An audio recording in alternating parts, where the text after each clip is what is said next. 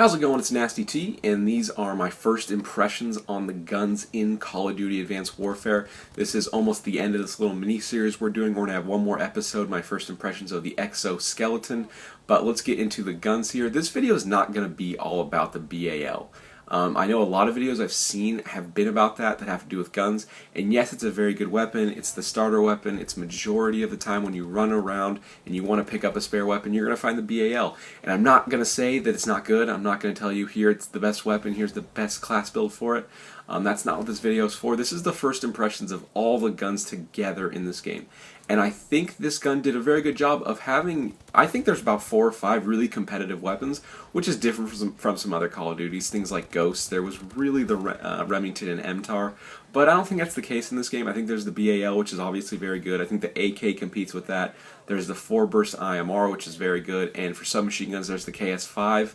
And then I like the SN6 a lot. You're going to see I'm going to be using it here. It's my favorite gun in this game. I don't think it's the best gun in the game, but I definitely think it's competitive and very good. So it's different from other games in the aspect of I think there's more than 1 or 2 competitive weapons, which is great for variety. And they also went around, they put some fun things in. They saw it with Ghost, they put the chainsaw in. People really like that. Some people even did kind of well with that weapon sometimes, and it was just a fun break. It was, okay, I kind of want to get away from doing the same exact thing all the time. So they put in the dual-wield LMGs, they put in the dual-wield submachine guns that are really fun guns to use. And you can actually get some kills with the double submachine gun. So it's nice when they put something that's a little bit different, a little more fun, and it's actually a little bit useful. On top of that, we have the laser, which is totally different. That's a very fun idea. You can change the color of it. There's the purple laser. So there's a lot of things this game did that wasn't just the usual run-of-the-mill guns. They tried to change it up a little bit. I think that was very good. Next, we're going to talk about the recoil. I know ever since Call of Duty started, the recoil's been getting less and less and less, and the guns are becoming easier to use. And that's a hot topic in the Call of Duty community, and people normally complain about it. They're like, well, the game's becoming too easy. I'm not a fan of this. Anyone can pick up this gun and dominate, and sometimes those are valid concerns. I had an issue with that in Ghost. I thought that the recoil should have been just a little bit more in that game. Things were sometimes a little bit too easy to use. And the recoil is very low in this game too, especially if you put a foregrip on any gun that does have just some recoil, it totally goes away. And that's fine. I don't have that big of an issue with it because of the movement system.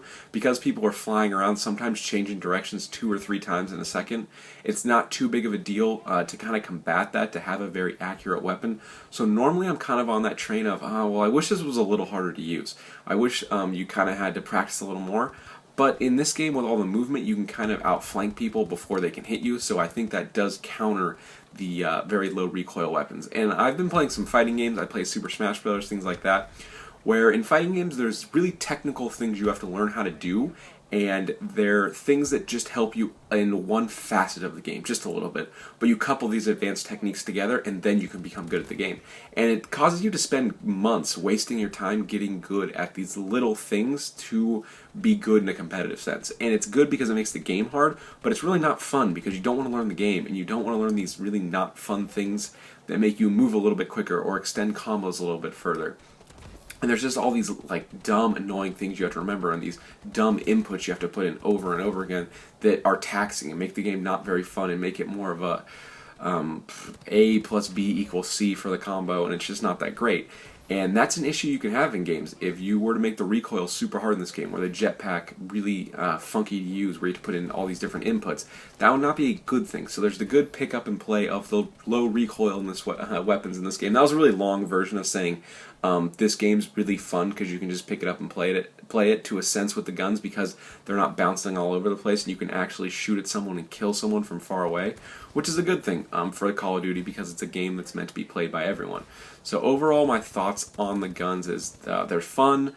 They have some crazy guns like the laser and submachine gun. They have more than 1 competitive weapon. I think they have right now probably 5 competitive weapons, and that could grow more because the game just came out, and that's not counting sniper rifles, which are kind of used in competitive play.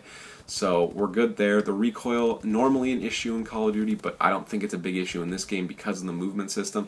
So there's all these things coupled together. So I think overall, I like the weapons a lot. They do feel different. You can have an issue with that in shooters where all the guns sort of feel the same, and that's not really too big in this game. So those are good things. Lastly, I have a shout out to this guy I met on Twitter, talked to him a little bit, checked out his channel. His name's Optimum Bulldog, and his channel is really cool. Why you should check it out? people don't explain things very well, especially when they're making YouTube videos. A lot of people will just kind of say like, hey, use this gun, or go to this map, or this is why I think this about the game, this needs to be patched. This guy actually does a pretty good job of explaining things, which is really cool, so I'm going to leave a link in the description. Talk to him a little bit on Twitter, seemed like a really cool guy, so if you want to check out his channel, the link will be in the description. Those are my first thoughts on the weapons in Call of Duty Advanced Warfare. Check it out next week. We're going to have a video on my first impressions of the exoskeleton. Well, my name's NastyT, and thanks for